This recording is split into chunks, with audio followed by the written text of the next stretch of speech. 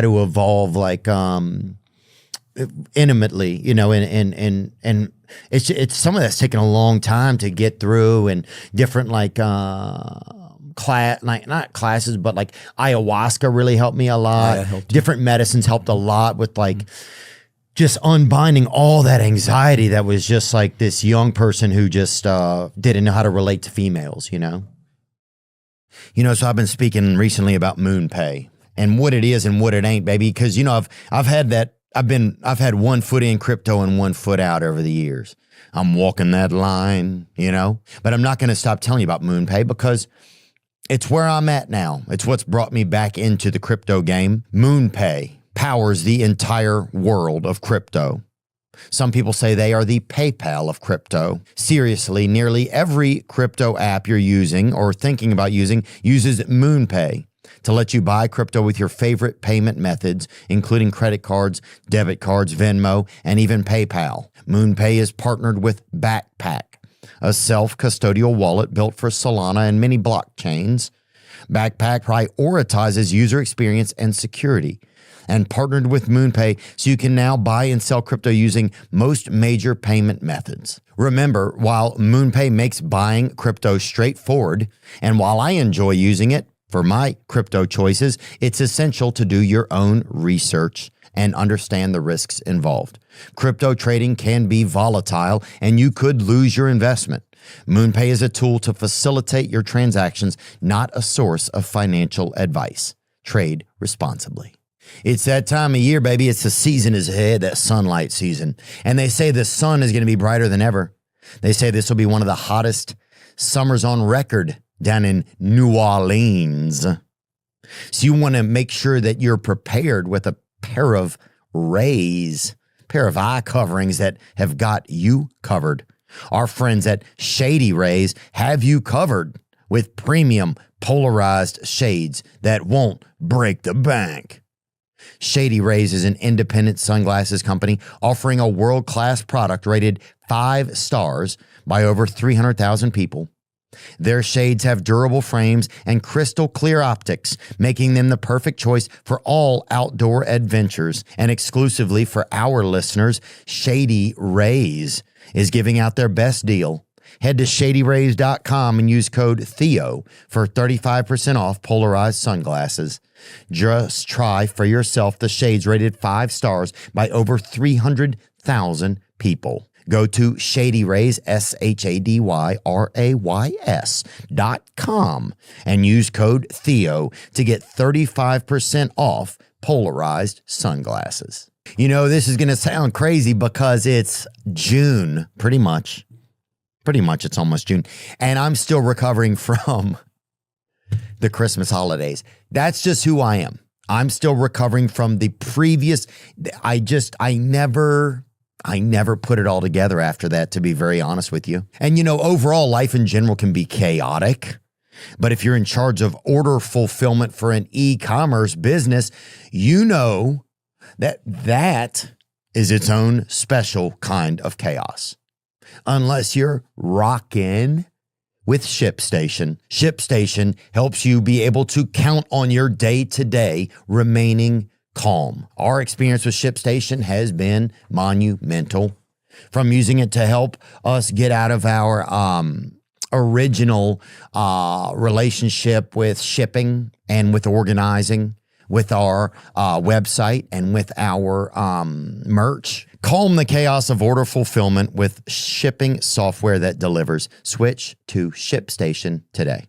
Go to shipstation.com/Theo to sign up for your free trial.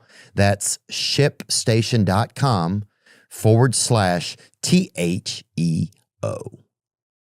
Yeah, I think it's a really important conversation. If I may, yeah, it's huge. Listen, like I said, I'm 49 now, but I am forever grateful to my first girlfriend. I was a virgin when she and I started sleeping together. She had slept with this other guy. All I knew about him was he was like some buff football player. I'm like the skinny skateboard kid. Oh, dude, my first girlfriend slept with a dude before me who wore a cape, dude. A fucking...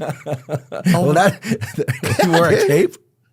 Yeah. Like, fuck, dude, what the heck? Yeah, listen, I remember going into that like any young male thinking, like, my goodness, this is a lot of pressure. And one of the things I'm so grateful to her for is, we were able to talk a bit.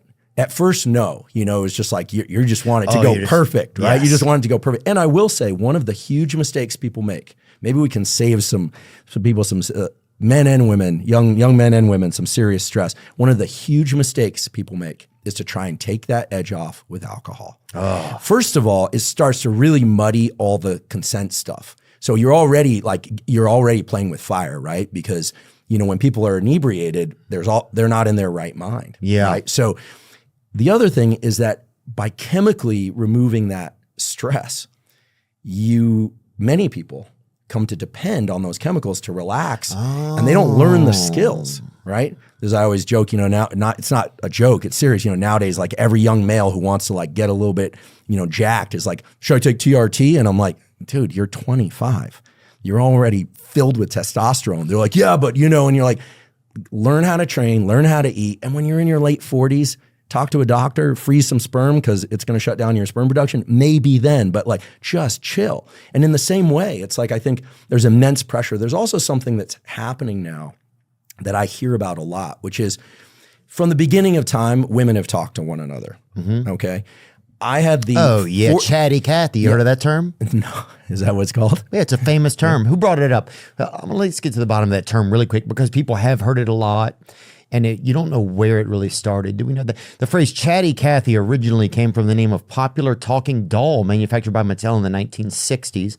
The doll's pull string mechanism played pre-recorded phrases when the string was activated, like "You don't make any money" or "You get your own dinner." I made those up. But damn, Cathy's a vibe. Look at her. She had bucktooth, a little bucktooth there. Yeah. Back when you get a good British gal. But go on. Was there anything left on that information?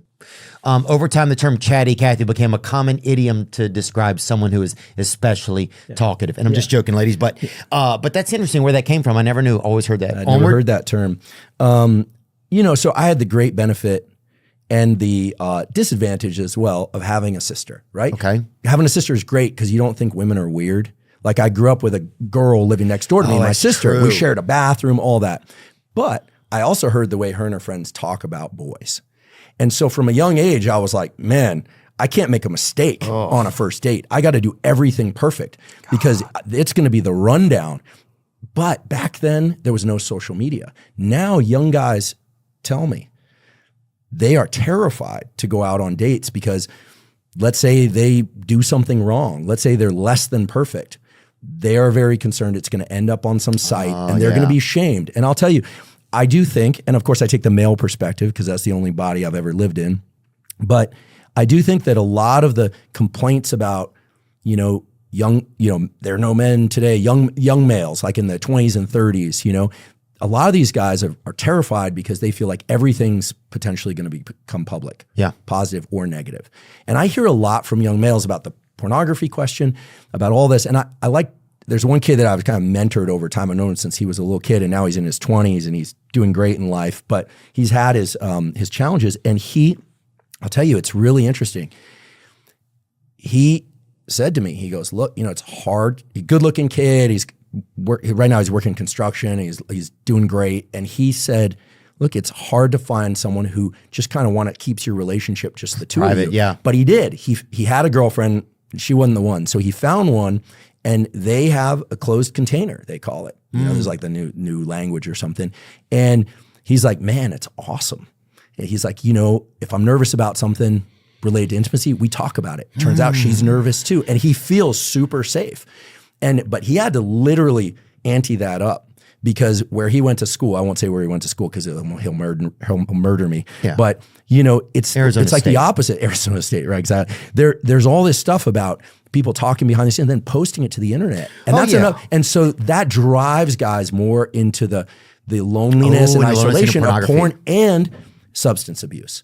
And so I'm not blaming women here. I'm not blaming men here. I'm just saying that when it comes to intimacy, everybody's nervous about that, right? When I was a kid, there was like Dr. Ruth and there were those books. And then you had this thing called experience, and you'd have to, that went well, that went less well, that went really well. And then over time, you learn how to have the communication and enjoy yourself in it.